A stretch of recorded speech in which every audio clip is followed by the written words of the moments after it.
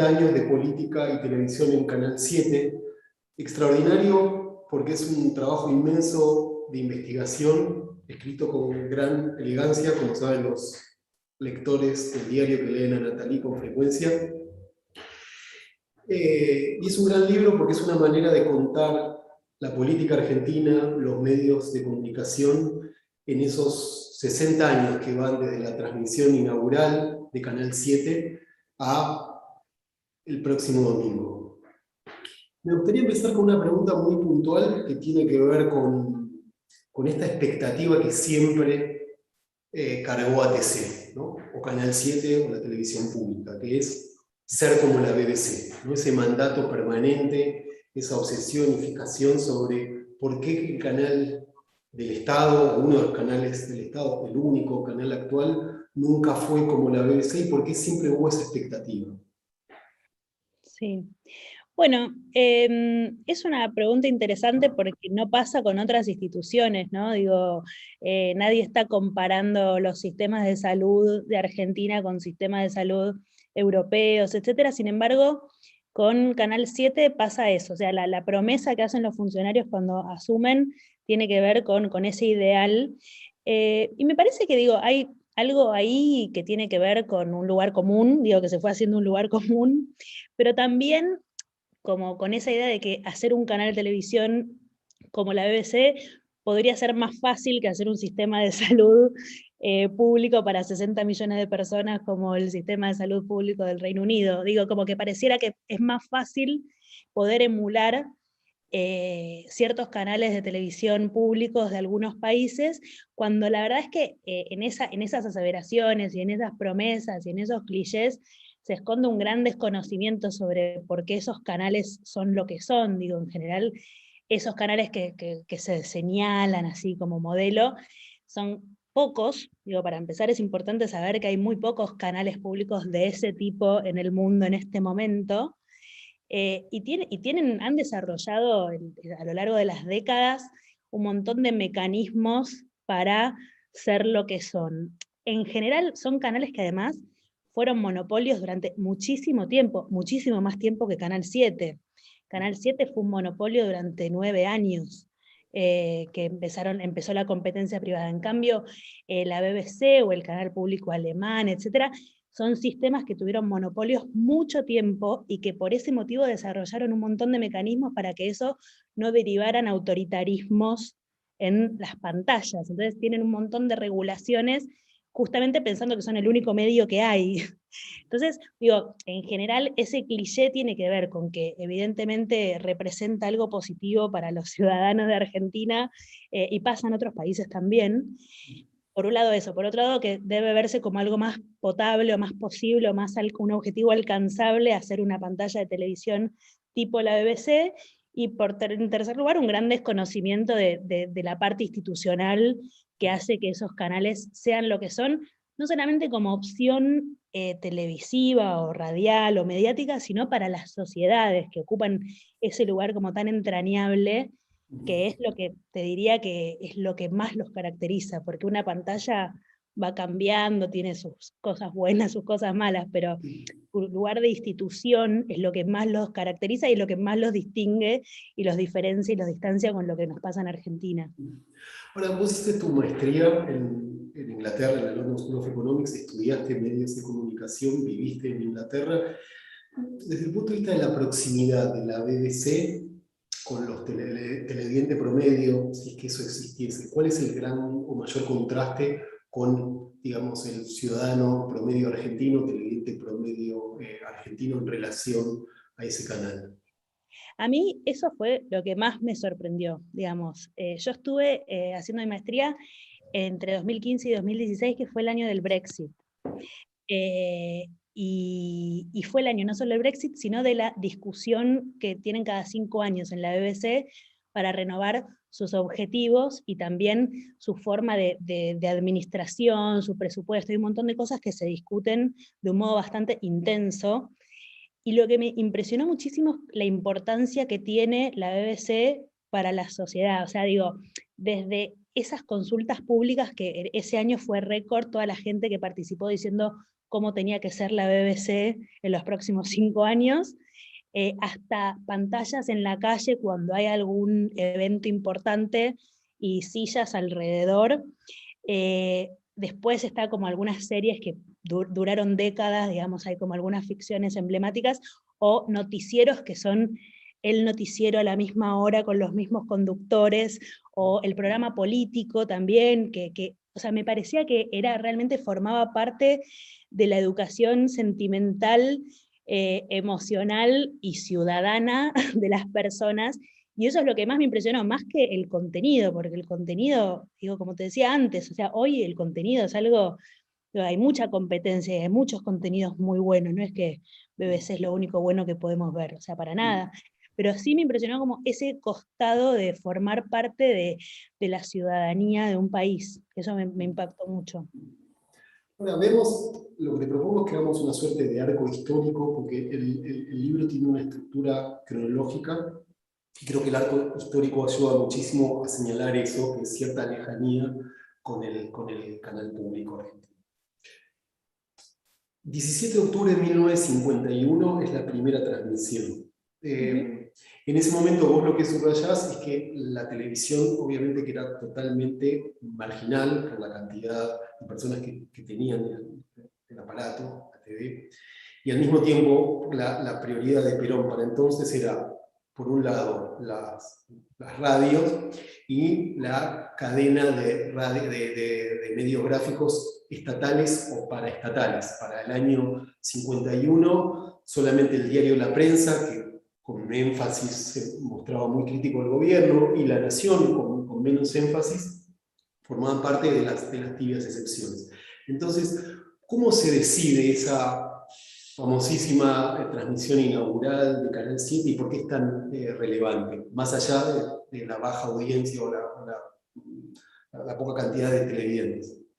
Bueno, en ese 1951 y en eso de la importación de la televisión como una nueva tecnología en Argentina, hay como una combinación de la cosa de los pioneros, digamos, de la radio, con el gobierno, porque una infraestructura como la que necesita la televisión ya no es una cosa de aventureros. Digo, vos podés hacer tu publicación, digo, más allá de lo que acabas de señalar de la relación entre Perón y los medios gráficos, pero digo, o la radio incluso, todas cosas que tienen su costado más aventurero, que la televisión es mucho más difícil. La televisión es una industria muchísimo más ambiciosa, más cara, más costosa.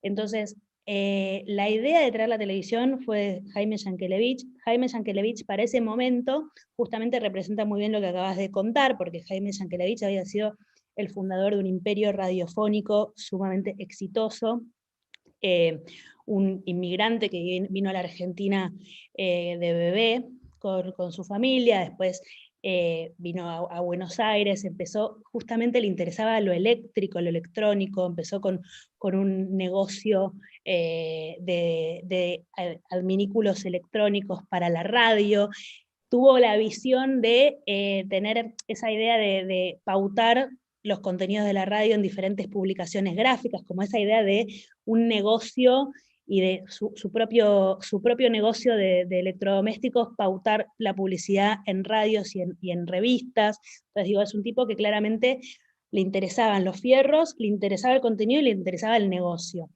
Él fundó el Imperio de Radio Belgrano, y la cadena argentina de broadcasting, que fue como un sistema de repetidoras de esa radio. El peronismo en esta política, digamos, expansiva de formar un sistema de medios estatal / paraestatal, después de algo que está muy escrito, ¿no?, en relación a la famosa interferencia que tuvo Radio Belgrano en 1947, durante un discurso de Perón que despedía a Eva, que se iba de gira, hubo una supuesta interferencia, digo supuesta porque está muy reversionado el tema, de no le crean, son todas mentiras, etc. Eso bastó para iniciar un proceso de auditoría muy fuerte de Jaime Yankelevich, que derivó en una adquisición de Radio Belgrano y en la cadena argentina de broadcasting por parte del gobierno, pero lo dejaron a Jaime Yankelevich como el administrador, es decir, como el director, y después como el director de las otras radios que iba adquiriendo el peronismo. Entonces, Jaime Yankelevich pasó a ser un funcionario muy importante de las radios, de las flamantes radios estatales ex privadas.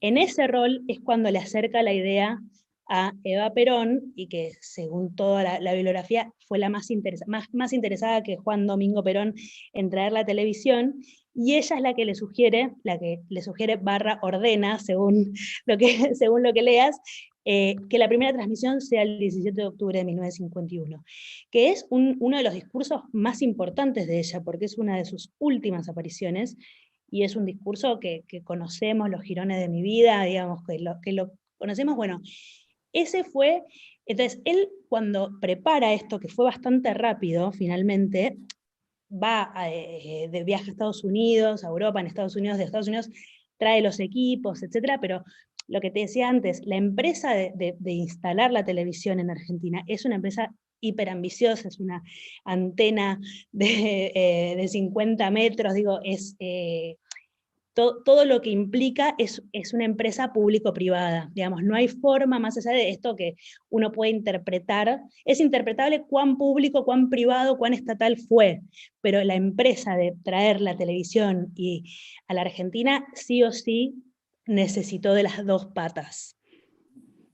Y la fecha, perdón, no, y bueno, con respecto a la fecha es lo que te decía, que evidentemente fue una moción de Eva Perón, que tiene que ver con, bueno, retratar ese momento que, como decías, en realidad es simbólico porque lo pudieron ver realmente muy pocas personas, en general lo veían en las vidrieras de los negocios de electrodomésticos, había una cantidad exigua de televisores en Argentina, entonces, pero es más bien simbólico que la primera transmisión sea un acto de gobierno, ¿no?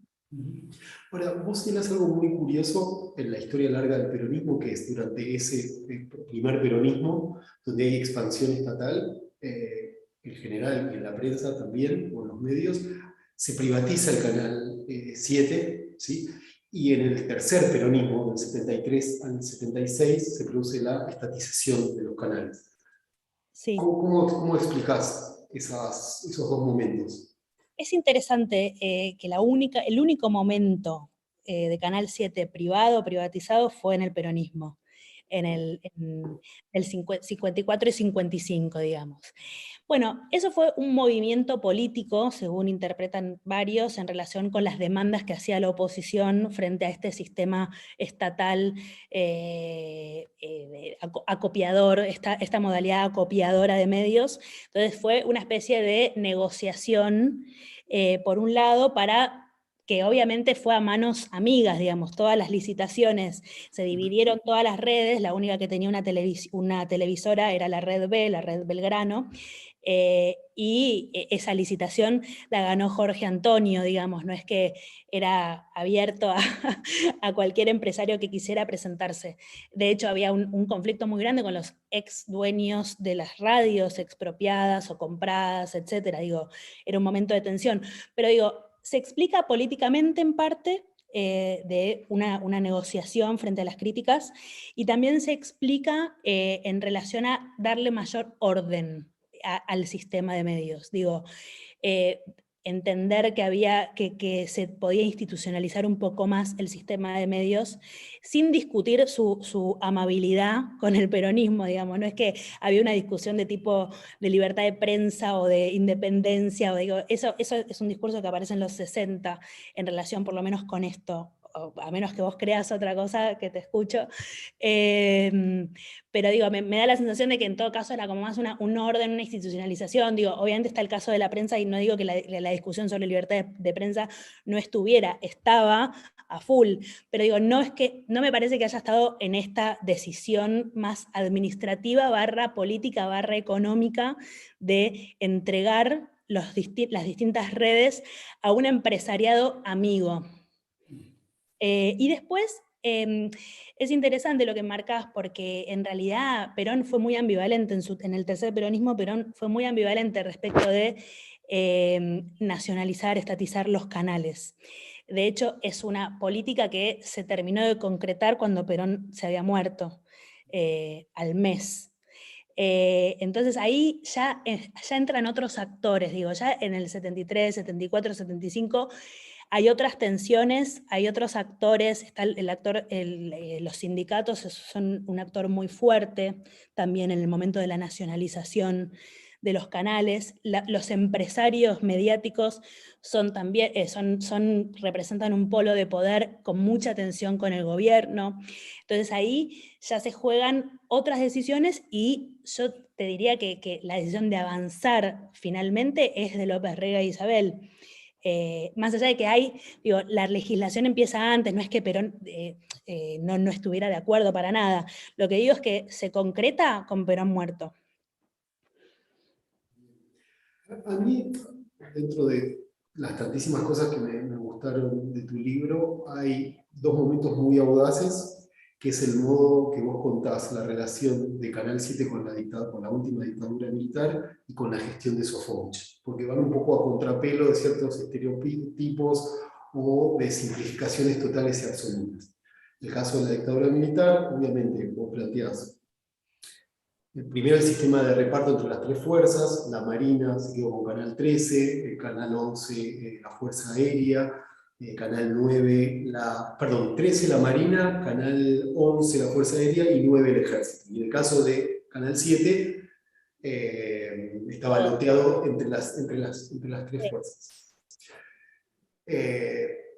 Subrayás su condición de instrumento propagandístico de la dictadura, pero hay un momento que vos te detenés, que es el año 79, con esta idea de la televisión a color y las listas negras. ¿No? Es un momento donde el canal compra su edificio, que todavía está en funcionamiento, que cuesta $100 millones.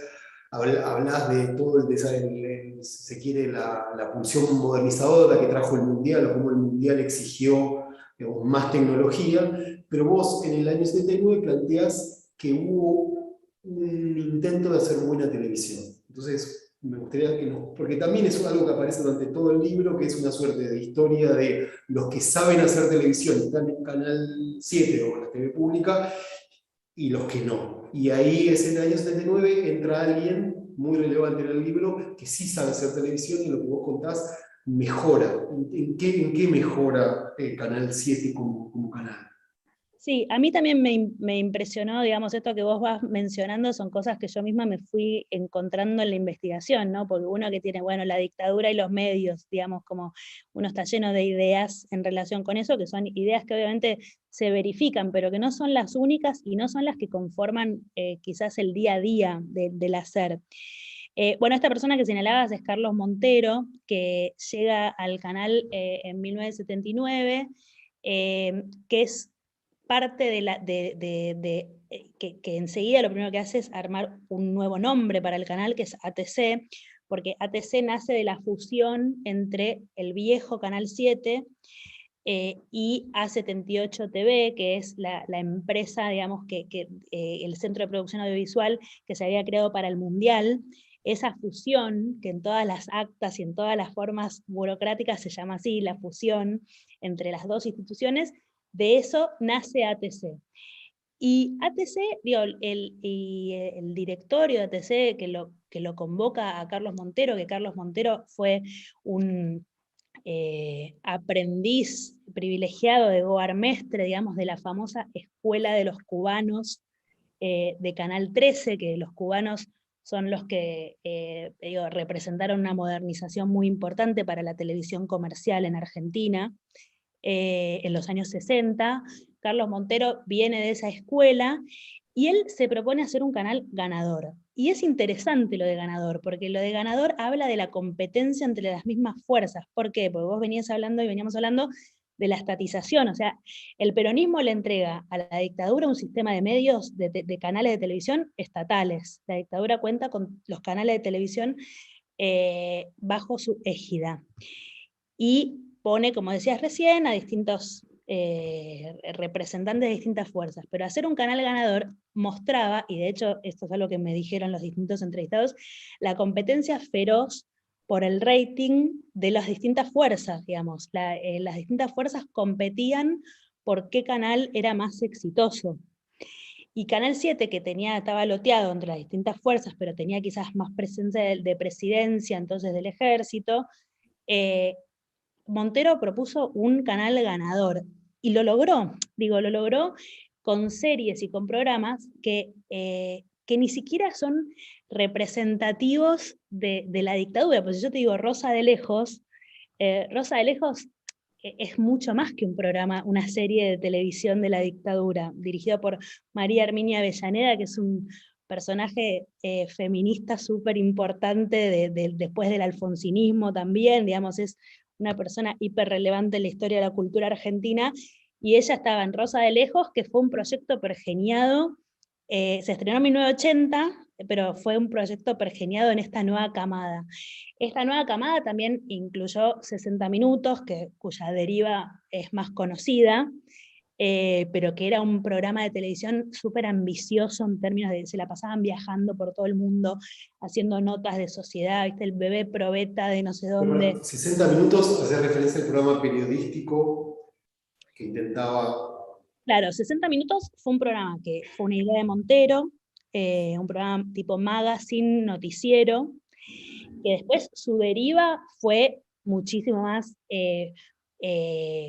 fundamental de la comunicación de la dictadura en términos propagandísticos y panfletarios, pero su idea original tenía mucho que ver con este Canal 7 ambicioso en términos comerciales y en términos televisivos. Después Los Hijos de López, el otro día alguien me preguntaba un poco y decía, no, porque yo me acuerdo cuando era chico los programas de Canal 7 eran, y me mencionaba todos programas que son todos de la dictadura. Entonces, ahí es interesante, el libro que de los años 70 de la gente común, ¿no? Como también Canal 7 en un punto, yo tengo la sensación de que en esos años, más allá de cosas que son obvias y que nadie las discute de su rol como difusor de ideas de la dictadura, con mayor o menor involucramiento, como Malvinas o previamente con la presencia de Camps en el canal, etc. Pero en términos de ficciones o en términos de productos televisivos, evidentemente marcó mucho a las audiencias. O sea, las marcó desde el punto de vista televisivo. La marca ATC, vos mismo empezaste la presentación hablando de ATC, eso denota tu edad, porque hay como una generación para la cual el canal es ATC, porque bueno, eso es un nombre que pegó, ¿qué vamos a decir? O sea, evidentemente, para mi generación, que tengo un par de años menos que vos, quizás ya hablamos de la TV pública, ¿entendés? Que es como el otro nombre que duró también mucho. Pero ATC es una marca re importante para la cultura argentina. Voy a abrir un breve paréntesis para preguntarte, ¿cuál fue el primer programa que fuiste a ver en vivo a Canal 7, a TC o a Televisión Pública? Pero como público, no como periodista. Ninguno, te quiero decir. Ahora que hablaste de mi edad, me acabo de acordar algo que por suerte había olvidado, que la primera vez que fui a ver Notidormi, ¿te acordás de Raúl Portal? Claro. Ese Bueno, esos programa... años, que 90, 80 y pico. No, 87, algo Sí, así. Bueno, exacto. Sí, cierro el comentario autorreferencial para volver a los temas importantes. pero te quiero decir una cosa, no, porque eso es un tema muy importante que yo lo relaciono mucho también con lo edilicio. Y te digo, para mí eso es un tema importante porque hablamos antes del edificio. El edificio es una de las obras arquitectónicas emblemáticas de la dictadura. O sea, el Centro de Producción Audiovisual forma parte del catálogo de las obras de la dictadura desde todo punto de vista, ¿no? Por el mundial, por toda la ambición, toda la cosa hiper megalómana. La concepción de ese edificio que tiene esa plaza pública, que era una plaza pública que era un concepto bastante innovador, que es destacado en un montón de revistas especializadas, y qué sé yo, porque es una forma de integrar un edificio público con el público, digamos, nada más y nada menos. Y esa terraza, que yo jamás conocí abierta, porque soy muy joven, pero especialmente porque estuvo clausurada la mayor parte de su vida útil, estuvo abierta en los años 80, y yo identifico que mucha gente que habla del canal, como esto de ATC, qué sé yo, que iba los fines de semana a la plaza ahí, tiene otra relación con el canal, que quizás los que crecimos más en los 90, que tenemos otra mirada sobre el canal, sobre el Estado, etcétera, pero que ahí lo edilicio para mí juega un lugar que es súper metafórico, ¿viste? Porque si una terraza pensada para la apropiación de la ciudadanía del edificio público, con una plaza desde la que se entra al estudio principal, qué sé yo, pasa clausurada el resto de su vida, y hoy en día vos pasás y es como una especie de mancha de hormigón que está ahí, que no sabés por qué todo eso, me parece como muy metafórico de esta relación que tiene la gente con la televisión pública.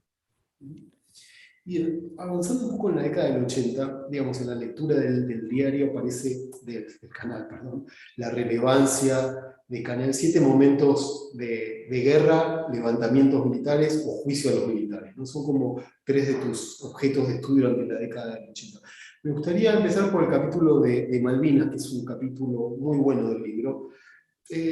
Primero porque permite la comparación con la BBC, o sea, digamos, vos haces una suerte de estudio comparativo de cómo cubrió la BBC y cómo cubrió ATC la guerra de Malvinas. ¿Y cuáles fueron las similitudes y las diferencias?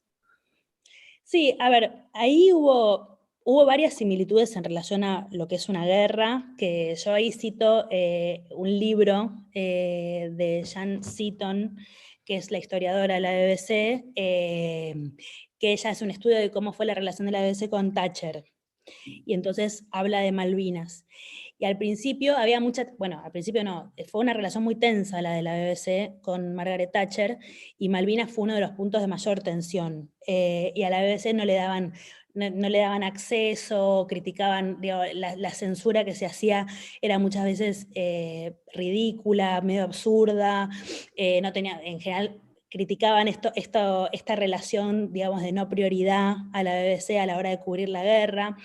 Después hay cosas comunes de imágenes que no se muestran, de cosas como más claras de censura, que se hacen una vez que llegan esas imágenes.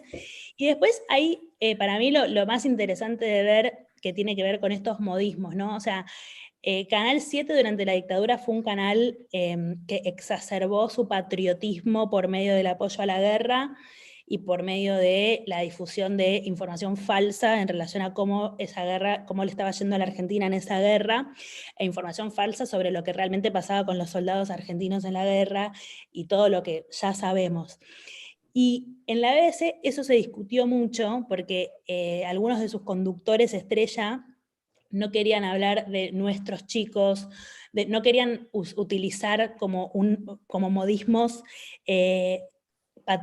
patrióticos que identificaban como con lo chauvinista o con lo thatcherista, porque Thatcher sí tenía toda esa forma de hablar, digamos, para Thatcher, todos, bueno, no sé si todos, pero sabemos que la guerra de Malvinas fue su forma de recuperar su popularidad. Ella aprovechó todas las partes de una guerra, y la BBC estaba muy tensa con esa forma de aludir a los soldados, a tal punto que recibió muchísimos ataques la BBC, de por ejemplo los medios de Murdoch, para ir a un personaje del que hablamos el fin de semana en el diario AR, Murdoch estaba totalmente abrazado a Thatcher, y los medios casi que la trataban a la BBC como de traición a la patria por su forma fría de cubrir el conflicto y de hablar de los soldados británicos, como había como mucha tensión en esa cosa de los modismos mismos, de cuánto corazón le ponía. Y en Argentina pasó, obviamente, lo opuesto, en el sentido de que el corazón el ponerle corazón, era hablar de nuestros chicos, nuestros soldados, etcétera, y quizás, y por medio y esas mismas formas, así como supuestamente patrióticas, estaban ocultando lo que realmente estaba pasando con nuestros chicos o nuestros soldados, ¿no? Entonces, es interesante ver cómo juega lo cultural porque, digo, no deja de ser, además de un instrumento de propaganda, todo lo que quieras, es algo que la gente ve en sus casas todos los días y que tiene que hablar como lo que se llama el idioma de los argentinos. O sea, digo, acá evidentemente hay cosas, hay modismos que igual te digo, esa discusión en la BBC que la tratan de fría, etcétera, es algo que después en Brexit pasó lo mismo, la trataban de demasiado imparcial, etcétera. O sea, evidentemente cada pueblo le reivindica y le reclama a su medio estatal lo que considera, pero en este caso hay una constante y acá, bueno, se dio como justamente lo contrario. Bien, estamos hablando de Pantalla Partida, este libro que acaba de publicar Editorial Planeta, que escribió Natalie. No te pregunté todavía por qué o cómo llegaste al título, por qué Pantalla Partida. Bueno, me pareció que el canal durante toda su historia tiene como esta combinación y esta doble naturaleza entre los códigos y los mandatos televisivos y los códigos y los mandatos políticos en distinta proporción, con distinto grado de conflicto entre sí, o no. Digo, a veces se llevan mejor, digo, si querés podemos hablar del levantamiento cara pintada en un punto, con distintas tensiones, pero que esa doble naturaleza es constitutiva del canal y es una política pública además, porque digo, yo en el prólogo digo, y es una aclaración que me parece importante, y especialmente hablando con vos, o sea, no es solamente los canales estatales que tienen una doble naturaleza mediática y política, digo, es algo que está presente en un montón de medios de comunicación, los más poderosos quizás más, y es evidente, bueno, Martín escribió 2 tomos de la historia de Clarín en los cuales va recorriendo esa relación en un punto a lo largo también creo que también son 70 años, ¿no? Desde el 45, sí. Y entonces, pero acá hay una política oficial de eso es algo que nunca se corrigió desde la regulación. Digo, se puede asumir con mayor o menor desfachatez, digamos, pero es algo que es parte de la identidad del canal, de la identidad oficial del canal. Entonces, eso me pareció como, bueno, y ahí le puse pantalla partida, que es un recurso de la televisión también, como estamos hablando ahora, una pantalla partida. Bien. Hay en el capítulo de Alfonsín, que es otro capítulo muy interesante del libro, aparece una tensión como más definida entre el canal como, si se quiere, como un aparato cultural, como objeto cultural, lo llamás vos, y la meta comercial, ¿no? Que empieza a manifestarse más claramente esa tensión. En un contexto también, digamos, hay algunos datos laterales que son muy curiosos con respecto a las audiencias. La versión de Todavía Cantamos de Mercedes Sosa, de la canción de Víctor Heredia, llegó a tener picos de rating de 40, ¿no? Como que esos datos son asombrosos y también revelan un clima de época en esos primeros años del alfonsinismo. ¿Cómo terminó saldando el gobierno de Alfonsín? Vos ahí al principio decís que Alfonsín le dice a un funcionario de Canal 7, abro un cajón y aparecen grillos, abro otro cajón y aparecen serpientes, ¿no? Que era parte de las sorpresas que se encontraba Alfonsín y las personas a cargo del Canal 7. ¿Cómo saldó el alfonsinismo esa tensión entre objetivo cultural y meta comercial? Y mal. O sea, en realidad el alfonsinismo tiene 2 momentos muy claros en todo su gobierno y en relación con el canal lo fecharía en el levantamiento cara pintada, como en su mismo gobierno. Y en lo que vino después hay un elemento muy importante que es que apenas asume Alfonsín le devuelven el canal 9 a Romay. Y ahí Romay representa la televisión comercial exitosa, entre comillas, si querés, chabacana, sin la necesidad de tener una propuesta cultural. De hecho, hay un memorable acto en el cual le devuelven el canal, que está Milo Gibaja y Romay les dice de todo, le dice, ¿qué es eso de que tenemos que hacer una televisión cultural? La gente necesita relajarse, está llena de problemas, que si yo vuelvo a la casa, quiere distenderse, cómo cómo me hablan en contra de la televisión pasatista, ¿viste? Como que había dos polos, y Canal 7 empezó acomodándose en el polo cultural, y ese polo cultural también perdió su aura a lo largo de los años, ¿no? Digo, pasaron varias cosas. En los primeros 2, 3 años te diría que es impresionante lo que logran las autoridades de Canal 7, porque esto que decís de abro un cajón y aparecen serpientes, le cabía a Canal 7, digamos. Canal 7 era una institución de la dictadura, era una institución de la dictadura, una marca. ATC era una marca de la dictadura, era una programación exitosa de la dictadura, o sea, digo, era muy difícil, y la mayoría de los trabajadores habían sido contratados durante esos años, además. Entonces, digo, había una tensión latente que me la cuentan todas las personas que vivieron en esos años en el canal, que era, viste, no saber quién viene de la dictadura, quién es un espía, digo, como realmente me pareció un momento hiper interesante en ese sentido, y ellos hacen, digo, varias apuestas en pos de esta televisión de la primavera alfonsinista, ¿no? Como, bueno, vuelve el clan Stivel del exilio, vuelven un montón del exilio, o Cable a Tierra, digo, programas culturales importantes que en distintos canales, digo, en otros canales también estatales, también está María Elena Walsh con María Herminia Avellaneda y Susana Rinaldi en un programa feminista en canal, creo que en Canal 11, digo, ellos van a eso. Después lo que empieza a pasar es, el canal está hiper endeudado, todos los canales estatales tienen unas deudas horrorosas que les hacen muy difícil el día a día. El aura del alfonsinismo se va perdiendo, y la televisión cultural empieza a ser vista como aburrida, digo, empiezan algunos cambios culturales que que la gente empieza como a reclamar otra cosa también, digo, hay todo un momento aperturista que está re bien retratado en los programas de Canal 7 del 85, del 86, del 87, y después hay un reclamo natural de otra cosa, y ante eso, con la crisis terrible, y también con el mayor control que empieza a ejercer el partido sobre el canal, digo que eso también es parte, bueno, ahí empieza a haber mucha más tensión, y empieza a ser más complicado, digo, ya ese clima laboral empieza a ser más tensionado, los contenidos son más controlados, empieza a haber Alfonsín mismo, digo, programas de investigación que había al principio, como en esta apertura, ya empiezan a ser más, no en todos los casos censurados, pero sí controlados, o que mejor no, etc. Entonces digo, me parece que Alfonsín empieza haciendo algo que realmente me pareció como muy Alfonsín y las personas que se ocuparon del canal.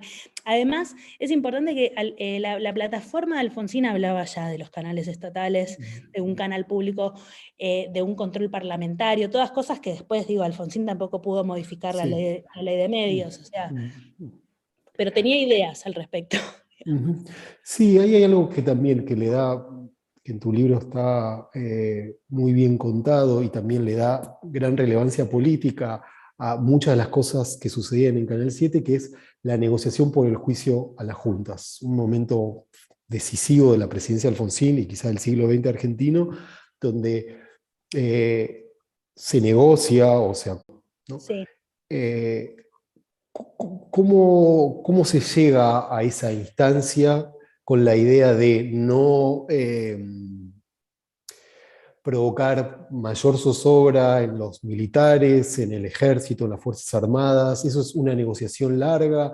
¿Participan las autoridades de Canal 7 o es una, digamos, es una negociación más del ala política del gobierno? Y del ala judicial también, digo, entre las hipótesis principales está el pedido del mismo tribunal respecto de la provocación que implicaba tener a los militares. Digo, ¿vos te acordás que salen de espaldas?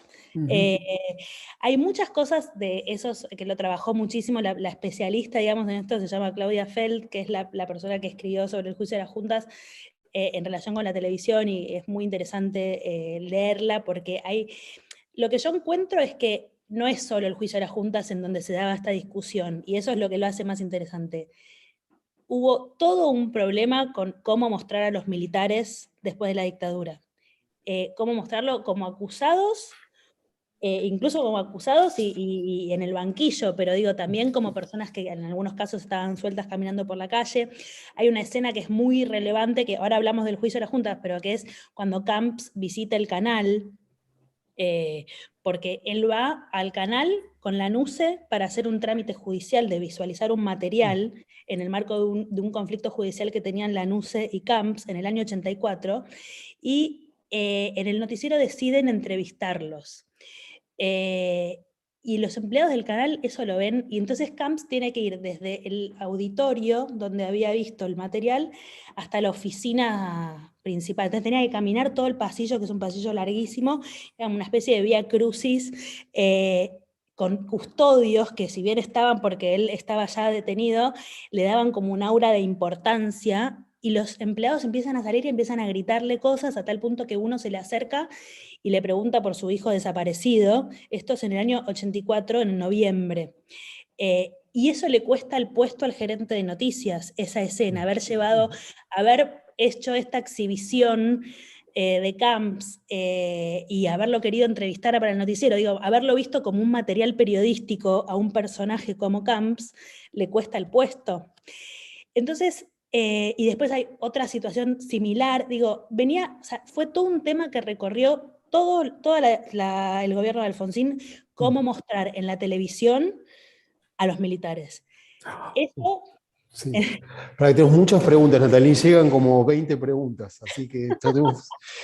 Bueno, el juicio de las Vamos juntas... por el gobierno de Alfonsín, así que me parece que voy a...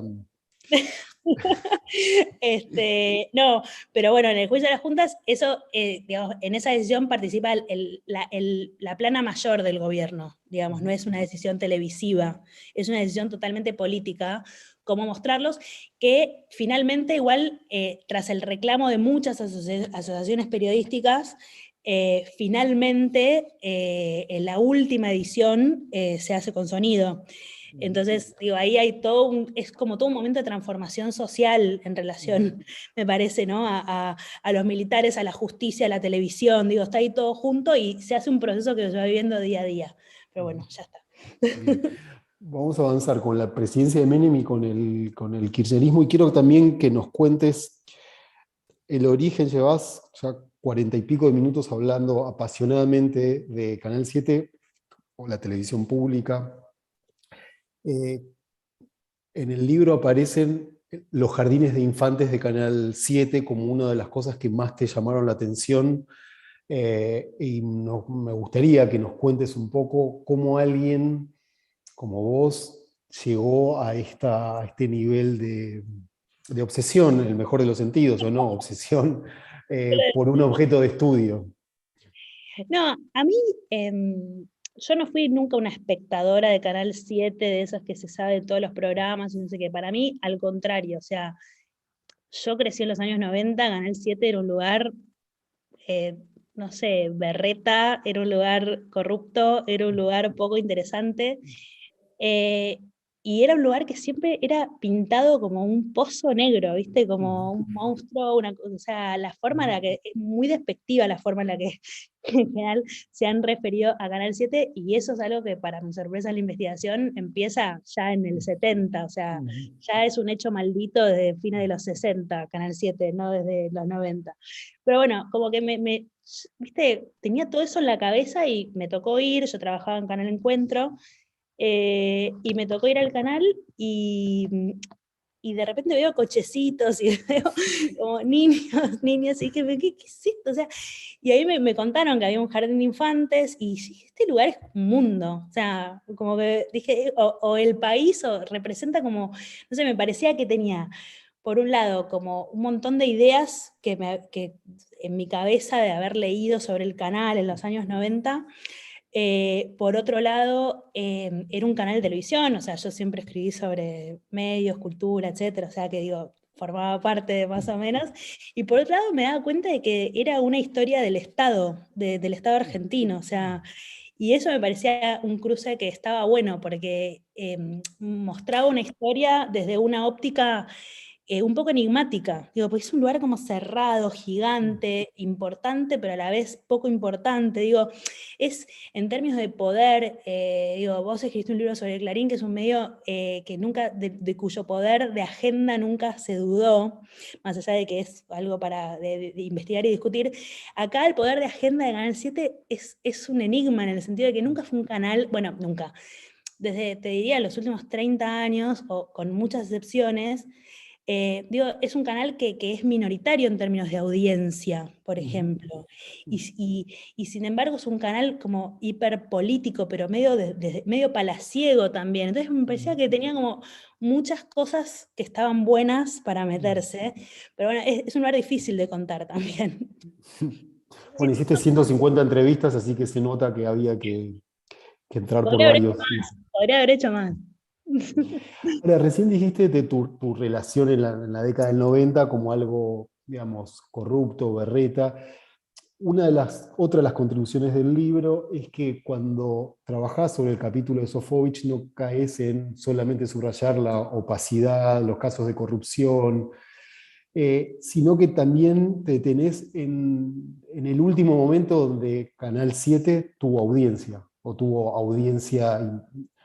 eh, ¿Cómo lo explicás, no? Y tenía este eslogan, ahora también competimos, ¿no? Sí, yo creo que es un momento muy interesante el de Sofovich. Sofovich oficialmente estuvo solo 2 años en el canal y sin embargo para todos representa el canal en los años 90 y representa hasta el menemismo a veces, digo, es súper como simbólico, ¿no?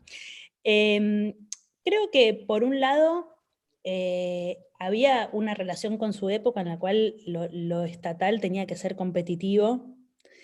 Y por otro lado, Sofovich era en ese sentido, digamos, si pensamos en la televisión comercial, digo, nadie dudaría de la capacidad de Sofovich para hacer televisión comercial. Y de hecho a sus programas les iba bien, porque él era un tipo, como me dijo una de las personas que entrevisté, o sea, él perdió al meterse en la función pública. Era un tipo de una popularidad, una masividad y un éxito arrolladores. Me parece que hay cosas, digo, más allá de los lugares comunes en relación a Sofovich, que son ciertos, digo, no por comunes son poco ciertos, en relación a su autocontratación o los negocios oscuros en relación a la publicidad, a la venta y compra de publicidad derivada en empresas vinculadas a su persona, siendo funcionario. Más allá de eso, yo puedo ver que hay olfato televisivo en muchas de sus decisiones. El canal oficialista fue siempre. A veces, además, tuvo otras cosas. Y por ejemplo, yo pensaba mucho en Polémica en el Bar, ¿no? Que vi muchos capítulos. Él nunca, digamos, de su hipermenemismo nunca a nadie dudó y nunca lo ponía en duda, pero siempre tenía un contrapunto, que era Gambini, que representaba al alfonsinismo y que había sido un vocero en un punto alfonsinista en la televisión de los años 80, lo tenía ahí, y tenía invitados, ¿viste? Todos recuerdan cuando fue Norma Pla, digo, tenía invitados que era algo disonante. Yo a eso lo llamo algo televisivo, no es que digo, tenía un afán pluralista, tenía un afán televisivo en el cual el contrapunto siempre garpa, más que la homogeneidad. Lo mismo con, qué sé yo, él es el que le da la oportunidad a Polosecchi, digo, el programa El Otro Lado, que es un programa periodístico también, muy innovador, y hay otros productos que los cuales vos podés leer, y te lo dicen las personas que iban a proponerle también programas, ¿no? Como que vos podías leer que era un tipo que sabía mucho. Después, bueno, o sea, no tenía ningún tipo de noción de lo que una función pública implicaba en términos éticos, te diría. O sea, no tenía, o la tenía y no le importaba, digo, no sé, pero lo que quiero decir es, no estoy diciendo que es una cosa o la otra, estoy diciendo que, y tenía la vocación de la competencia, que eso que vos decís, bueno, el canal tenía, ahora también competimos. El dilema entre si el canal tiene que competir por rating o ser cultural es un dilema que existe desde 1951, o sea, entre Jaime Yankelevich, que quería una televisión comercial, y Enrique Telemaco Susini, que era un intelectual y que decía que tenía que haber ópera y danza, etc. O sea, digo, eso es constitutivo de Canal 7. O sea, y tuvo momentos de más o menos, o sea, y en la época de Onganía esa discusión estaba a full, se cambiaban día a día, había fútbol, no había fútbol, digo, realmente eso fue algo constitutivo del canal, te diría que se empezó a saldar en el nuevo milenio, pero ni siquiera podemos decir se saldó, o sea, entonces Sofovich hizo esta propuesta de Ahora También Competimos, que no fue tan exitosa en sus términos, digamos, no ganó. Romay le sacaba todos los productos exitosos, o sea, Canal 7 tiene siempre esa, en los 80 y 90 es tremendo eso, o sea, es una incubadora de proyectos que después se lleva a Romay. Que Susana Jiménez, fútbol de primera, Mariana Grondona, empiezan en Canal 7, se consolidan y se van con Romay. Entonces, digo, ahí, qué sé yo creo que hay formas de encontrar. Gasalla tuvo su momento en Canal 7 durante Sofovich, es como muy importante para la televisión, le iba muy bien, y también es muy interesante ver lo que pasaba en la pantalla para ir leyendo la época, pero digo, en términos de televisión, Sofovich se notaba que en muchas elecciones de él estaba su olfato como productor, y que después también en el canal, y creo que en otros lugares del Estado, hay personas que van representando como ciertos traumas que las gestiones siguientes quieren como dejar atrás. Y después representó eso Sofovich. Entonces, bueno. Bien, te voy a hacer una pregunta inicial sobre el kirchnerismo y la TV pública, y después vamos a hacer te voy a leer algunas de las tantísimas preguntas que llegan de los socios y los que están... Estamos batiendo récords. Sí, nunca hubo tantas preguntas, así que es una buena señal. Vos marcás que para 2021 en la televisión pública hay 1.031 empleados, de los cuales 757 son varones, es decir, el 75% de la planta. Pero en el primer capítulo, donde hablas del kirchnerismo, ahí subrayás la presencia, por primera vez en la historia del canal, de dos mujeres al poder, ¿no? Una, Ana Descalon, la productora, digamos, que venía con una larga experiencia, de hecho en Inglaterra, un documental extraordinario sobre Eva Perón, y Rosario Lufrano, ¿no? Donde ahí podemos ver dos mujeres al mando del canal, y curiosamente la participación activísima del presidente Alberto Fernández, el actual presidente, tanto en la designación de Lufrano como, bueno, ya es conocido el interés del presidente actual por el mundo del periodismo, por la interacción con los periodistas y por Canal 7. Entonces te quería preguntar, ¿cuáles son las marcas de gestión de estas dos mujeres al poder? Y sobre esta digamos, participación tan activa de Alberto Fernández, primero como jefe de gabinete y ahora como presidente. Sí. Ana Descalon vino antes, o sea, una sucedió a la otra en puestos distintos, pero digo, no coexistieron en los puestos que tuvieron. Ana Descalon estuvo a cargo de la no ficción de Canal 7 apenas asumió el kirchnerismo unos meses después. Su gestión está marcada por un interés en hacer una programación documental / cultural y su gran relación con la región, que me parece que es muy interesante para la época, porque es la época en la que se arma Telesur, es la época en la que está en estado embrionario la marea rosa, digamos, los gobiernos, que son todos gobiernos de Latinoamérica que le dieron mucha bola a los medios públicos estatales, que crearon medios estatales nuevos, a diferencia de otras regiones en las que quizás se cerraban medios, digo, en Latinoamérica se abrieron muchos medios estatales nuevos. Entonces Ana Descalon representó esa relación con la región, ella la encarnaba muy bien, y un montón de ideas traídas de su trabajo en Europa. Pero tuvo muchos momentos muy difíciles. Bueno, primero ella murió, digamos, al año y medio de asumir, digamos, ella cargaba con un cáncer que se le fue complicando mucho, lamentablemente, pero además había mucha tensión sindical durante su paso por el canal, y eso signó en gran modo lo que ella pudo hacer en el canal, como que se topó permanentemente con las trabas de la burocracia estatal para producir contenidos audiovisuales. Digo, ella no podía hacer lo que quisiera. Pero yo creo que trajo muchas ideas de lo regional y que eso es algo que quedó muchísimo tiempo en el canal. Y eso es algo que, y te diría que ella también tuvo esa innovación en el mismo kirchnerismo. Digo, representó ese vínculo desde los medios de comunicación, la representación argentina de ese vínculo en red desde los medios de comunicación. Rosario Lufrano asumió en 2006 como directora ejecutiva. Ella ya estaba en el noticiero, su referente en el gobierno era Alberto Fernández, como es ahora. A ver, la gestión de Lufrano, digo, en tanto durante el momento de Ana de Escalón, que no tenían puestos equivalentes, pero que, bueno, vino antes, se puso mucha inversión en nuevos equipos. O sea, eso es previo al kirchnerismo cristinista, digamos, que suele ser visto, y yo, o sea, digo, como un momento de muchísima inversión en Canal 7. Bueno, previamente ya se había hecho una renovación muy importante del canal, o sea que ya había una intención, y que es algo que realmente dialoga con su época, darle bola al canal estatal en términos de infraestructura. El estado de los equipos eran las cámaras de 1978, digamos, se veía muy mal el canal, y eso fue una inversión de mucha, mucha plata.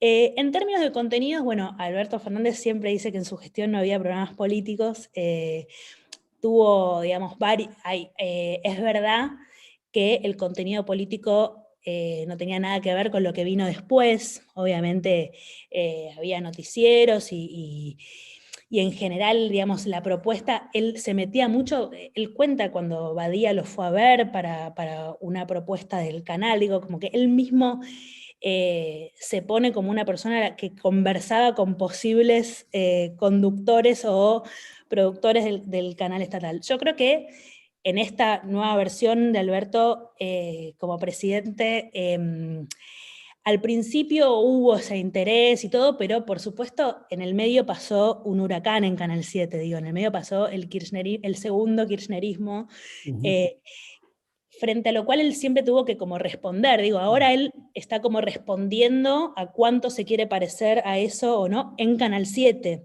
Y yo esperaría cambios para lo que viene, digamos, para lo que viene de propuesta. Hasta ahora, bueno, la pandemia fue totalmente disruptiva para el canal, porque el canal adquirió un rol de educativo, etcétera, en una parte, y después por un montón de otros conflictos, y creo que me da la sensación de que lo soltó Alberto, digamos, no es que si empezó pensando en una idea como más de volver a esos años en los que él era jefe de gabinete y tenía esa relación con el canal, me parece que ya hoy diría que no la tiene más, pero creo que podemos esperar cambios para lo que viene del canal en relación a cuánto se va a involucrar Alberto, que ya sabemos, como decía, ya sabemos que le gusta involucrarse, y cómo se va a acomodar Canal 7 en relación a los medios privados, que siempre adquiere un lugar en relación a lo que están haciendo los medios privados con el gobierno, ¿no? Bien, bueno, seguimos hablando de Pantalla Partida, el libro de Nathalie, que ya está en todas las librerías del país, y voy a leerte algunas de las tantísimas preguntas que llegan de las personas que nos están escuchando. La primera es, en lo posible, ¿qué influencia te parece que tuvo el gobierno de Cristina Kirchner en la TV pública? Bueno, mucha. A ver, el segundo gobierno de Cristina, diría, veníamos de esto que acabo de decir, digo, veníamos de una inversión de Néstor Kirchner muy importante en el canal, que avisoraba un interés mayor que el que había sucedido en los años previos, ¿no? Digo, eso es importante. Por supuesto que después de la crisis del campo y la pelea ubicua del kirchnerismo con el grupo Clarín, el Canal 7 es visto como un lugar significativo, relevante, y al que quieren dotar de poder de agenda, que es algo que no los caracteriza excepcionalmente quizás, pero sí en cuanto a que eso estuvo acompañado de muchos recursos, estuvo acompañado de un gran rechazo a los medios privados de los mismos funcionarios que quizás sí iban a la televisión pública, digo, de varias otras cosas que hicieron que ese deseo de que el canal fuera un canal más ambicioso en términos de su lugar en la audiencia, disputar audiencia y de marcar agenda, tuviera un poco más de éxito que lo que había tenido en otros momentos que, digo, siempre quisieron eso, pero esta vez me parece que unieron los esfuerzos de un modo bastante vertical y ordenado para que eso se cumpliera un poco más. Creo que dos cosas, perdón, te digo del kirchnerismo, del cristinismo, que me parece que son las más importantes, que si bien, como te dije ya varias veces, todas las gestiones fueron oficialistas, el canal fue siempre oficialista, nunca antes, me parece, había sido tan orgullosamente oficialista, en el sentido de reconocer, asumir y justificar la posición oficialista del canal estatal, llamado ya entonces TV Pública para más paradojas de la Argentina. Digo, es como que en otras épocas es más vergonzante esa idea de que sea un canal que defienda las políticas oficiales, o es negado, o es, no, bueno, no sé qué. Acá, en general, había una justificación de por qué se hacía, es una justificación que aparece en el libro por parte de quienes fueron funcionarios en ese momento, y me parece que eso es algo distinto. Lo otro distinto, las otras dos cosas distintas, es la duración que tuvieron las autoridades, que para mí es algo hiper relevante, porque lo que caracteriza a Canal 7 en su historia es que todo dura poco, o sea, los programas de televisión duran poco, las autoridades duran poco. En el año 70 ya habían pasado 50 directores en Canal 7, digo, todo acá. Tristán Bauer estuvo muchísimos años, Martín Bonavetti, director ejecutivo, estuvo 6 años al mismo cargo, muchos programas duraron todo ese tiempo. Esa continuidad es inédita. Y lo tercero, que es, te diría, lo más paradójico, es que hubo mucha innovación institucional para Canal 7. Con la ley de medios se legisló, se reguló Canal 7 como no se había regulado nunca antes, pero esa regulación más democrática, pluralista, con un directorio, con las minorías del Congreso en el directorio, convivió con la pantalla menos plural quizás de los últimos años democráticos. Entonces esa es una contradicción que me parece que también es característica de la época. Bien, ya tenemos que ir cerrando. Bueno. Dos preguntas finales de los oyentes, lectores y socios. Una es sobre qué tan fuerte es el canal en el interior del país. Eso está en el último capítulo, que es muy bueno, sobre las 5 preguntas incómodas de esta historia. Sí, bueno, esa es una cosa, es muy interesante el tema de qué pasa con Canal 7. Canal 7 por supuesto tiene el mandato de llegar a todo el país, tiene una licencia nacional, tiene repetidoras analógicas y ahora también digitales, pero las repetidoras y tiene un satélite que cualquiera, está en el satélite, cualquiera podría bajarse de manera libre y gratuita Canal 7. Todo eso sucede y es una verdad y lo hace más accesible que otros, pero en la realidad eso es algo que no necesariamente sucede, porque muchas veces la forma de llegar de Canal 7 es por medio de las cableoperadoras, o sea que no es gratuito porque yo tengo que estar suscrito al cable para poder verlo. Muchas veces las repetidoras no llegan, este es un territorio muy extenso y muchas veces con solo repetidoras no podés cubrir Canal 7. Y los medios privados tienen un sistema de repetidoras sumamente poderoso y muchas veces más potente. Entonces, en muchos lugares llegan más los medios privados por esta forma, digamos, de repetidoras que tienen, que hace que llegue más que Canal 7. Dicho esto, yo creo que también, Canal 7 tiene los mismos problemas, entre comillas, que otros canales nacionales basados en la ciudad de Buenos Aires, que están totalmente ambacéntricos, centrados en la producción sucede acá, y que en términos de contenidos es muy significativo como las propuestas de contenido siempre son de gente yendo, ¿no? Historia de la Argentina secreta, como si lo que estuviera lejos es secreto, digamos, ahí obviamente estamos mejor y hay más conciencia que antes y la tecnología juega a favor, la televisión digital juega a favor, o sea, hay cosas técnicas y de contenidos que juegan a favor, pero todavía es una deuda pendiente, digamos, esa capilaridad total de Canal 7 en todo el país. Sin embargo, obviamente tiene características de apertura que no tienen otros. Ahora, esta última pregunta tiene que ver con gustos más personales, y es, ¿qué programas te gustaría que volvieran? Eh, a ver, Más de 3 tenés que decir. ¿más de 3? Más de 3, eso agrego yo. La pregunta es qué programas te gustaría que volvieran, y yo te pido que sean más de 3 para que sea más difícil. Bueno, Ocupas.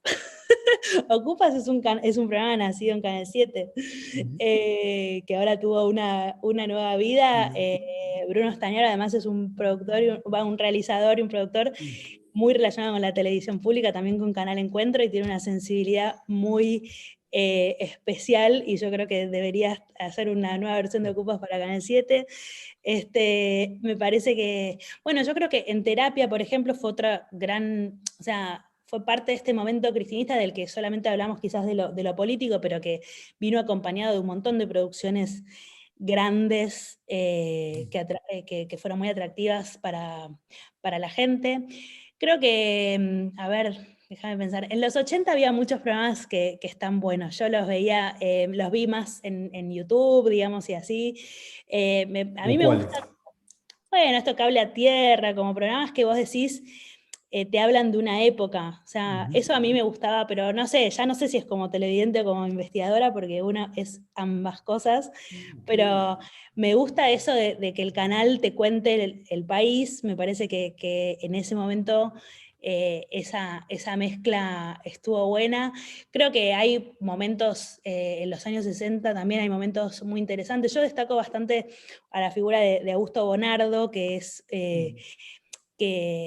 tuvo un breve periodo como funcionario público apenas fue el golpe de la Libertadora, pero después se acomodó como host de un programa cultural que diría que fue importante para darle ese tono cultural al canal en el medio de la efervescencia de los canales privados, ¿no? Como tenía mucha cosa de diatriba. O sea, yo creo que el canal tiene que tener programa político o tiene que dar discusiones políticas de un modo que no lo están dando los medios privados. Y es una respuesta que un poco evade la pregunta puntual, pero sí se me ocurre que este tipo de programas que pueden dar discusiones políticas, pero ¿sabes qué? O sea, eso hasta lo encontrabas en los programas de Mauro Viale de los 90 en Canal 7. También hay una cosa que tiene que ver con cómo se habla, cómo se da hoy el debate político en la televisión y cómo se daba hace 20 años, que no es tanto las figuras o el programa. Digo, me parece que sí, hoy Canal 7 tendría un distintivo con un buen programa político que diera discusiones relevantes para el país, y creo que es un lugar que lo puede dar. De ahí a que lo quieran dar es otra discusión. Bien. Bueno, Natalie, muchísimas gracias por tu tiempo. Recomiendo fervorosamente este libro extraordinario que acabas de publicar. Así que bueno, muchas gracias por esta conversación. Las personas que escribieron para el sorteo, entre mañana y pasado se les informarán quién se llevan los ejemplares. Así que muchas gracias a todos. También gracias a Pedro Neijer y Marisol Palumbo del equipo de redes del diario por hacer posible esta transmisión que tanto para Natalie como para mí es algo lejano. Y les digo que si tienen tantas preguntas, yo creo que en el libro las van a poder responder, así que vayan a comprar el libro. Eso, exactamente. Bueno, muchísimas gracias. Nos vemos.